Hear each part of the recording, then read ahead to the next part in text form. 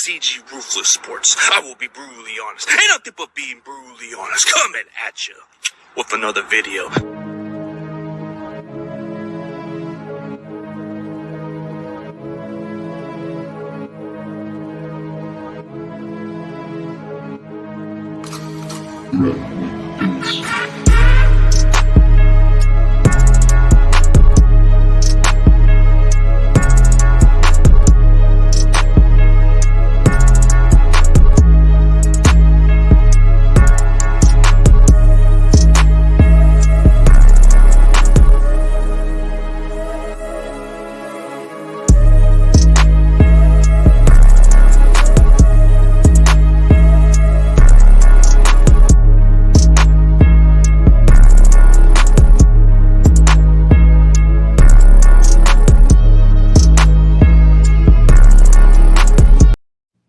Ladies and gentlemen, please welcome back EJ Labaze. He's back in the building, guys. Thank you for having me. No problem, man. Everything since the draft, man. How can you imagine, man? Like months ago, we were just interviewing, man. So it must have been a good journey, right? Yeah, you could say it was a good journey. It was a blessed journey, man. I'm blessed to even go through the process and have everything, happen and have all the chips fall where they fell. It's been an interesting journey and it's been a patient journey, but it's been my journey to say the least. Yeah, man. Like you went a long ways from that journey, but we're gonna see some people who are getting familiar with you. I think he might have seen you around, but hey, so let me give you this interesting question that kind of stands up with my attention. Like, here's what happened. So what happened after the draft, if I'm wondering, man? Yeah, so after the draft, that Friday during the draft, day 2 of the draft, before the day 2 started, we got in contact with one of the Broncos reps, and he was talking, we're going to see what happens after the draft. So I was like, all right, we have a possible outlay with that team. And then that Saturday went by, or before the draft, the coach sent me, a pre-draft questionnaire, and we were thinking, okay, there's another alleyway we had. So those are the big 2 possibilities that was going for us. There was a little bit of buzz with the 49ers, but nothing crazy. So those are the biggest, 2 buzzes or 2 teams that were going for us. That came, it went. Agent didn't get a call. I didn't receive any messages after that. Everything was kind of filling up quickly because, the boards were falling pretty quick, especially where I thought I was going to be, which was probably that Monday or Tuesday, getting, at least tryout. So that came, was a little bit disappointing. That happened. And then that came and it went by, and, we're still in the process of getting some things worked out, with training camp coming up and stuff of that nature. We're still in the process of getting some things worked out, but my main focus is this new league for sure. Oh yeah, the new league. Yeah. Speaking of that, were you still doing trainings even without getting calls during the draft? Yeah, for sure. I mean, for sure. The goal, what me and my agent were talking about was because of the late representation mixed with, obviously have so many candidates, that are getting eligible for the draft this year, mixed with the hype. The hype was a little bit late. The representation was a little bit late. And because there's so many candidates that came from bigger schools or whatever, it was a little bit harder. So those things put together, we were thinking we could at least get a tryout maybe, which didn't fall through, which is okay. So we got to the point where it's like this, the journey's not over. This is not everybody's journey starts draft night, and everybody's journey starts that weekend. Some people got to take the longer route, which is what I'm doing, and is what I'm still going to do. So were you kind of disappointed that you didn't even get picked up by any other NFL team? It wasn't disappointed because I realized this is a business. I wasn't disappointed. It kind of made me more hungry. This was an opportunity for me to prove all 32 wrong. And this was an opportunity to just show that, look, you don't open the door, I'm gonna get in through the window. So we're still looking for windows to get in, back doors. We're still looking for everything to get into the league, and that's still a big part of my plans and my plan with my agent this 2022-2023 season. Yeah, you just got to get more opportunities. But did you get a chance to watch some USFL football? Honestly, I didn't even watch the USFL. Honestly, I've been very disconnected with football as of recently, just because I'm in the process myself, and some of these guys that are in the USFL, I kind of know or I know of. So I didn't really get a chance to watch it, although I've seen some highlights and I've definitely seen some clips, but I haven't watched a live game, no. Okay. So, yeah, USFL is just like another league too. But then when you were telling me about what happened, I saw this on Twitter and it caught me a little. I guess you were telling me something about this that you just signed to. It's a developmental league, but you signed to this team, which I'm already going to put in right now. You just signed to this team right here. So Yeah. can you explain to me how it happened?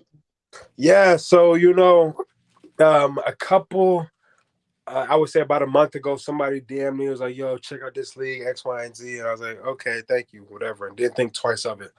Then my agent got in contact with me probably a week later or a week and a half later, telling me about the same league. And I'm like, okay, is this real? Like, is this a real thing? What's going on? So me, I'm a very meticulous and very detailed person. I like to see the whole outlook of what, the viewers and everything can see. So I was doing all my research to see like what is this league, all the ins and outs of it. And when my agent got back with me and said, yo, I just sent your stuff to the coach, X, Y, and Z, the coach got with me, Coach Dynamite, amazing coach. He sold me. He sold me on the league. He sold me on the potential. He sold me on the dream. He told me this is a real league. This is really happening. We're really playing football, X, Y, and Z. He said you could go run around in shorts, basically, or you could come and put pads on and get real film.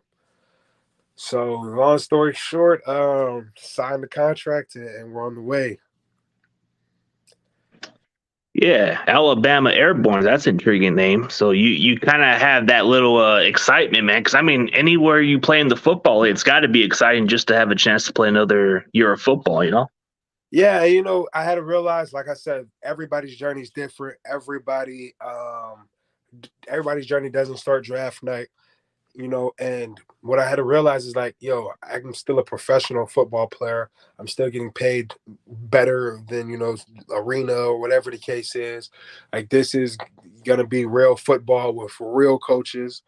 Coach Glanville has experience in the NFL as well as an assortment of other places. Like, all my coaches have high experiences at those levels. So not only is the football going to be pretty good that I'm getting coached, but, the networking is going to be great as well.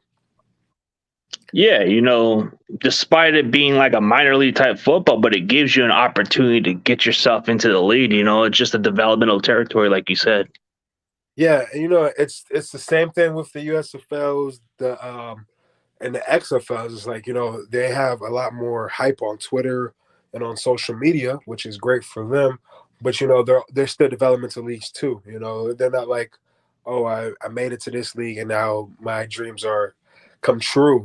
Like, they're still second place to the NFL, respectfully. And for them and for all of us, we're all just trying to get to that big Sunday, Sunday football, whether during the day, at night, whatever the case is. So we're all in the same boat, just trying to claw our way up, and it's another exciting league to join. Yeah, especially if their goal is to get a player to make it to the NFL. That's a good way to get your opportunity at. Yeah. Yeah, I definitely agree. I definitely think, and like I said, the connections and the people there, like the people that I've talked to and the people I know that are connected with this league extend way more than what people think. And there's really respected coaches and respected personnel people that are involved in this league that can make this league not only go way further, but also get a player way further than they expected. Yeah, it is. Like, but when you look at it that way, it's just you get your opportunities, you get a chance to, like you said, if you ain't gonna kick the door, you might as well break the window. Yeah, for sure. And it's recent game film because a lot of pro players will now, do something way smaller or will just continue to train and they will never get their film back up. And it's like now their film is from 4 years ago because we know how time flies. And now it's like, do I want to take a 26-year-old, 27-year-old that played 3 or 4 years ago that might be training very highly and intensely, or do I want to take somebody that's fresh, 22 years old, 23 years old, that's fresh, that just got done playing yesterday? So it's a way to continue football, get paid as a pro player, and still continue the dream. Yeah, for them, I want to take somebody younger and hungry because if I want to have a team and if I'm playing in this type of minor league football, I want them young, hungry players, man. Because they're going to make the world go round and round because we're going to do the extra mile just to build your brand up, but also build ourselves brand up. So it's a good marriage. I think it's a very good marriage that when you bring experienced coaches and personnel and you bring young and hungry players, like you said, and it could be a very good marriage. It could work out, in good terms and good favors. Yeah, especially when you get a lot of these young talents, they got a lot of years left, but then you can get some little older players too that can help you around the ropes. That's what benefits some older players. Maybe their films may be a little old, but it wouldn't hurt to add a little bit of a guy who's been there and done it. Then you add some young guys who can learn from the best of those guys and actually take it to the next level. That's what I like about how you can have the young guys, but you can have some older players too that just show you the ropes.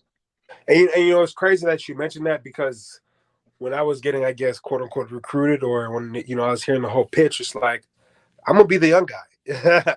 Like there's veterans on the team that have played at other leagues and have been around pro ball for a while. Like they have experience. They know how to carry themselves like adults and as professionals. And this would be a great learning experience for me continuing my pro career. So there's a lot of veterans that are still around, I want to say looking for their second chance, but that are still willing to make a name for themselves and provide for their family. So it's going to be a great competitive atmosphere as well as a great, coachable, teachable experience for all.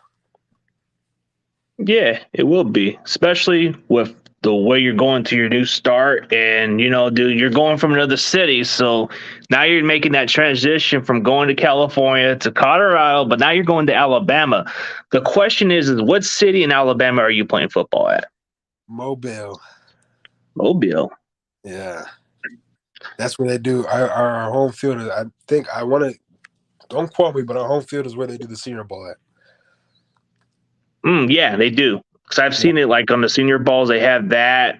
And then I think it's the Reese's Senior Bowl or something. Yeah, the Reese's Senior Bowl. That's our home field. So it's a pretty good stadium. A lot of fans can come in. We're gonna definitely turn up Mobile or Mobile, however you say it. We're gonna turn them up for sure. And the city's excited to have a football team to claim, because for so long they just get a whole bunch of players and host this one amazing game, or for so long they have people come in and play on their field once in a while. But now they're gonna have to say, they can say that here's our home professional team. So it's gonna be Yeah. dope. Yeah, it's good. At least Mobile has a football team now they can have to host that home field. And you just said it's a Senior Bowl place where they all play at, and that's a nice feel. Yeah. So it's gonna be a cool experience. And the interesting part is, man, you got those fans who follow you wherever you go, man. Like that one Lions fan, he wants to get you jersey. I just seen him in one of the comments. He says, "Hey, where can I order the jersey? I'm a big fan of yours now." Yeah.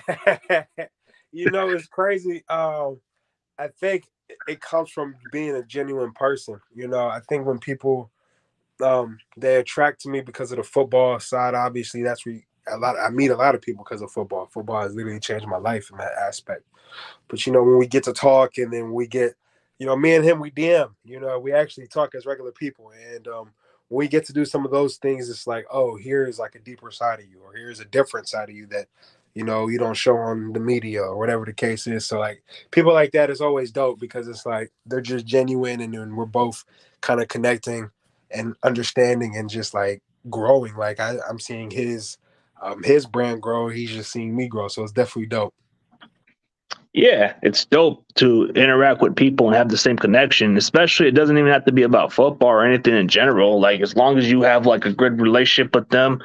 Like there's quite a few people who I don't even look at it as athletes like everybody else. Like I look at them as a good friend. Like they give me advice or they just reach out to me and they just more kind. There's a lot of people like that. So there's a pro wrestler that I'm in good contact with.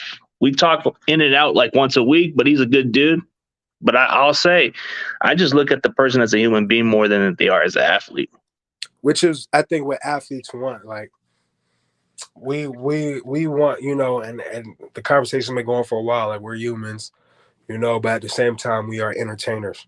And it's one of those things where it's like, okay, we provide entertainment for people. We provide a lot of things for people, but at the end of the day, we still want basic human respect and we still want basic human decency. Like you can still talk to us like a regular person. Like the first conversation you have with us doesn't have to be, oh, how is whatever it is, how is training camp, or how's this, or how's the team, or what you think about X, Y, and Z. It could be like, yo, what do you think about football, or what do you think about doing this, or what do you think about going fishing, or what do you like to do, spades, like stuff like that.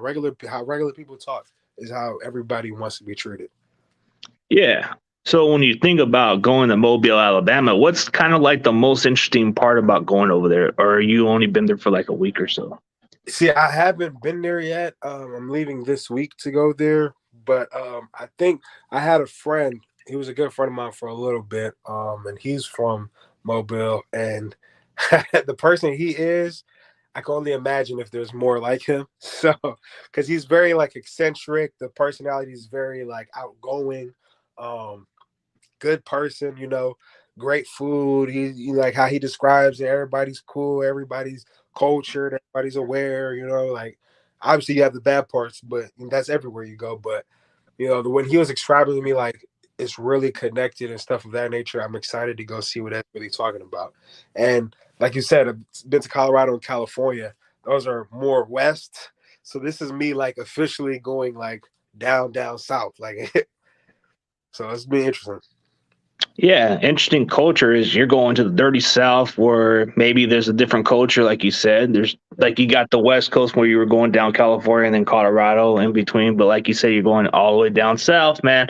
I don't know what it's like down Alabama because I've heard mixed reviews of different Yeah. perspective. Like I don't know if they still have that little segregation crap, but Yeah, that's been something I've heard as well. And that's the reality of it. That's something that's probably is around, but I like to see how everything's all about perspective and how you view it. And for me, if I go searching for it, it's gonna find me. So I'm going there searching for good vibes, good people, good food, good football, good teammates, and good opportunities. And that's just all I've been kind of putting in my mind and letting breathe in my mind.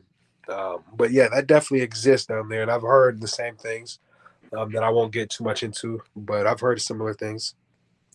see, that's what I've been hearing too, just like the way you're thinking, the way I am. But so like when you look at food exploring, what is like your most favorite food you want to go to? Like if you had something to really eat, like you have to eat this if you go to this state. I think if you go anywhere, see me, okay, I'm in a weird area because I'm in Virginia. Now, historically, Virginia is the South, but Yep. traditionally, culturally, at least where I'm from Northern Virginia. So we migrate with the DMV and we migrate with more northern culture. So New York's, the Maryland's. So it's kind of hard for me. But if I was to go down south, I'm looking for nothing but soul food. You know, me, I'm pescatarian. I don't eat meat, so I can't look for the chicken and the brisket and all that. So I want the best catfish. I want the best fried fish. I want the best mac and cheese. All my off days, obviously, and I want the best yams and all that, cornbread, all Okay, so you like some of that soul food, but you can't have some of that meat, like you said, huh? that. It's been working out for me I've been going like 4 years pescatarian, and it's worked out for me just because of who I am and the culture I've come from. It's been definitely more beneficial than it is harmful. So I'm cool with that. But if I go down south, I want to see somebody's uncle on the cooker, whatever, on the fryer, having a rack of fish that he about to dump in the fryer.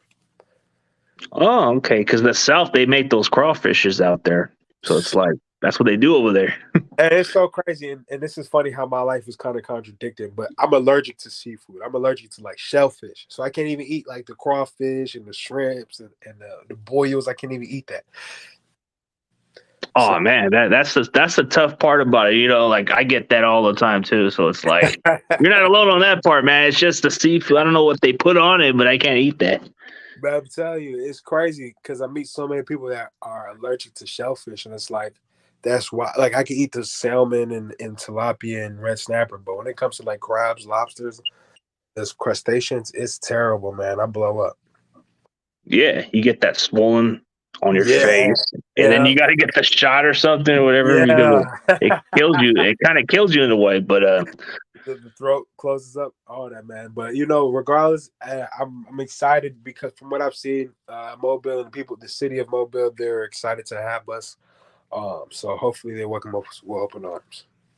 well, they're just happy to have a football team. I mean, they don't have to just root for the Alabama Crimson Tide or the Auburn Tigers. They can just root for an actual team in Mobile now. Yeah, and I'm hoping the fans like once the marketing ramps up in that city, I don't know what it's like over there in that town, but once that ramps up to another level, I'm hoping that they're gonna pack it out because I view Mobile and Alabama specifically as like a mini Texas in terms of sports. And most states down south, I view the same way. It's like they go hard about their sports team. They're ride or die, even if it's a high school game. They're gonna go all out. So I expect nothing less of that.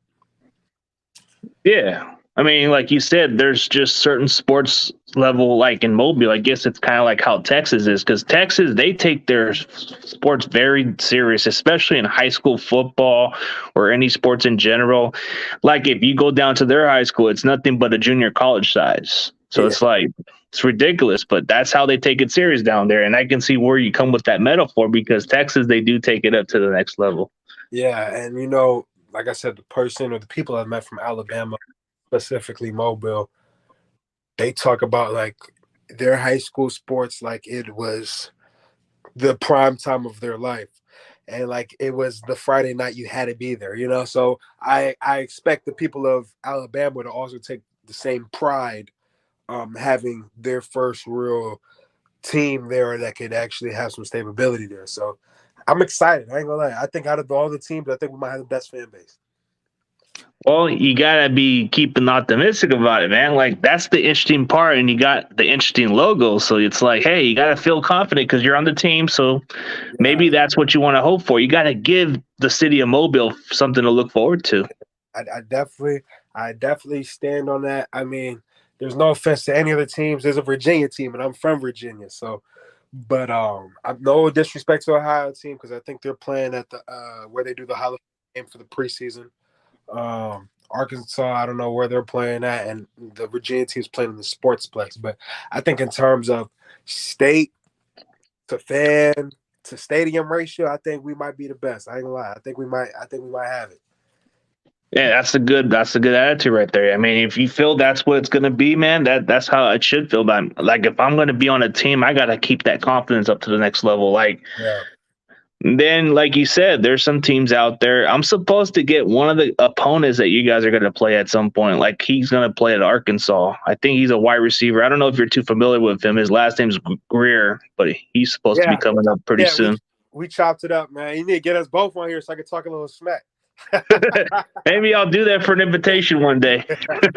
Hey, it'll be like a Major League Football feud, a little Yeah. chit chat beef. Yeah, like yeah, cause yeah, I talked to him. He's a good dude. I met him at my All-Star game in Texas. He's a real good dude. When he signed, I said congrats and stuff of that nature. I was signing two. Unfortunately, we signed with two different teams, so it is what it is. But yeah, he's a real good dude, man. He's a real good dude, good energy, man.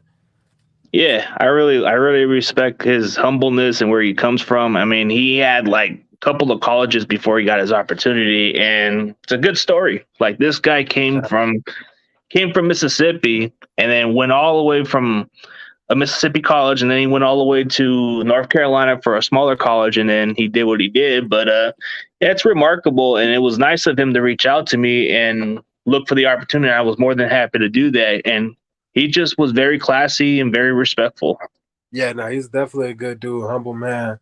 When I met him, we chopped it up immediately. He could talk. He could talk. So he'll definitely give you a good show that time. But when I met him at a bowl game, you know, real humble, nice. We was just chopping it up for maybe an hour. We was standing outside in the hotel, just chopping it up, or standing inside on the stairs at the hotel, just chopping it up. So he's definitely a good dude, class act. Yeah, maybe at some point down the road, maybe I'll get you both guys if you guys are facing, but then it wouldn't be right. It'd be kind of like too much fuel. Hey, look, me. One thing about me, I run my mouth. I'm a smack talker, so it's like we can. I let them know right now. You know, it's Alabama all day. Let's fly. Let's get it. You know, that's for anybody. I'm sorry, that's for anybody. That's just keeping it real, bro. Like you said, when you went to a junior college in California, you had to use your mouth. You have to, because for me, like I said, the more smack you talk, the more you got to back it up, and it just elevates game. So, hey, guess what? We're gonna use that mouth for some. Yeah, but yeah, man, that's just it's great that you're getting an opportunity to just go into another lead. I mean, there's been a lot of these other leads, even though you said it, you guys are nothing more than second place to the NFL, but that's nothing wrong with it. Like, if I had to put a comparison of what the difference is, this is just like pro wrestling, like WWE. They have their little territories out there. They're like the minor leagues, but then they're still number one in any other category, even though some people are saying AEW's hitting it off. Yeah, I still think WWE is number one, but when you look at the NFL, that's still number one. But you guys yeah, are going to put a show on. yeah, and it's crazy. Like with WWE, the beautiful thing about WWE, which I hope happens with the NFL, is the WWE embraced the other leagues. Like you had like the rookie WWE kind of like next you had next or something. And NXT. yeah, you had NXT, they embraced it. It was obviously a lower level comp. It was lower level. That was like your stepping stone to the WWE, but that was a lower league that they embraced. And then, I used to watch WWE, Raw, SmackDown, so I know a little bit about it, but I think they kind of fell off when the stars of them started getting older, like the John Cena's, the Randy Yep. Orton, obviously. But that's another conversation. But if the NFL was to embrace these other leagues, and if these other leagues was to not combine, but was to work with the NFL instead of working against, or instead of, trying to do their own thing, then it'd be way better. And that's what I love about, Major League Football. They literally said, we're working with these teams. We're doing our best to work with these teams. We're not in competition with the league. We're not trying to steal nothing from the league. We want to, football could be everywhere. There's a lot of fans out there, and there's a lot of people out there that love football, and we could all share it. So I think that was one of the positives I seen with the, Major League Football. You see in some of the reports from other leagues where, they don't want players to go either way. So you ain't gonna really get that too much from this league, which I like. But a lot of other sports embrace their secondary level leagues, and I think that's important. You see, basketball embraces the G League. Major League Baseball embraces minor league. And they make it to where they can make their money as well. Like you're not just doing this for pennies. You can make your money, you can make a name, you can make a living, and you can get somewhere. So, if football did something similar, I think we'd be in a great direction.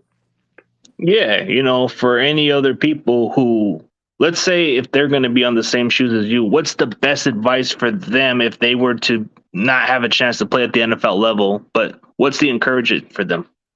I think the biggest thing people have to do that are in similar journeys is that realize your journey's gonna be different from the next man. So don't get envious, don't get jealous. A lot of the times when you start broadcasting your successes, or when you start broadcasting and going to other places that nobody that has went, you'll find people there that are in better situations than you, that you may feel like you're better than football wise.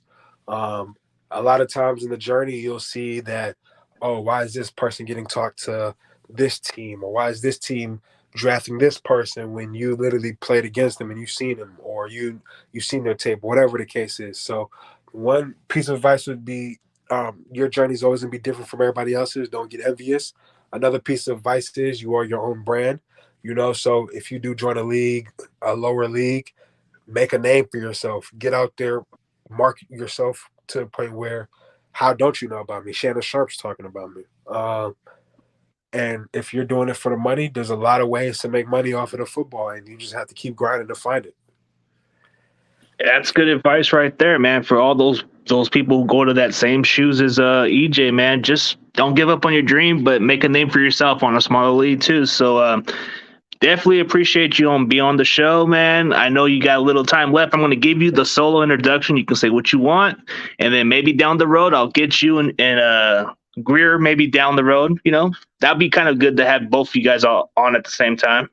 Yeah, hey, I'm calling him out. I want him. I'm calling him out. We can go spade for spade. Whose team better? We can do whatever. We can talk about the city, everything.